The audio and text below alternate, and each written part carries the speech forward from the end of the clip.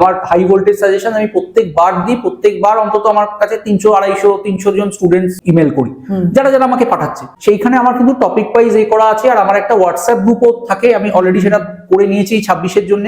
সেখানে অ্যাড করলে আমি কিন্তু পরীক্ষার ধরো 7 দিন আগে অনেক ইম্পর্টেন্ট কোয়েশ্চেন উইথ সলিউশন, যেগুলো লাস্ট মোমেন্টে করা দরকার, যেগুলো স্টুডেন্ট ভুল করে, সেগুলো আমি গ্রুপে দিই। তাহলে কি হয়ে গেল, খুব সিস্টেমেটিক হয়ে গেল। এখন 12 এর কিন্তু একটা মোটা বই না, দুটো ফিজিক্সের দুটো মোটা বই হয়ে গেছে, শুধু 12 এর। বুঝতে পেরেছো? সময়টা তো এত খুব কম কেন হয়েছে? কেন তুমি ভাবো প্রত্যেকবার তো নতুন কোয়েশ্চেন আসছে, সেগুলো ঢুকে যাচ্ছে। মানে আজকে বই ধরো 1200 পাতার হয়, পরের বারের বই কিন্তু 1350 পাতা, 150 পাতা বেড়ে গেছে। নতুন টপিক গুলো অ্যাড হচ্ছে, নতুন কোয়েশ্চেন সব অ্যাড হচ্ছে। আর বাড়ানো মানে পাবলিশাররা যেটা করে তার টাকাও বেড়ে গেল, 70 টাকা বাড়িয়ে দিল। এত মোটা বই কখনো পড়া সম্ভব নাকি? কেমিস্ট্রি কটা বই? দুটো বই, ম্যাথসও দুটো, বায়োলজিও দুটো। এগুলো বেসিক বই। আরো এক্সট্রার জন্য রেফারেন্স বই তো আছে, ধরো এডুকার্ট বা ধরো অসফলের ওরকম গাইড বই আছে, সেগুলো ছোট ছোট বই। সেই বইগুলো যাদের ধরো প্রিপারেশন সেরকম হয়নি, মানে লাস্ট মোমেন্টে ধরো করবে, তাদের সেই বইগুলো খুব, রেফারেন্স বইগুলো খুব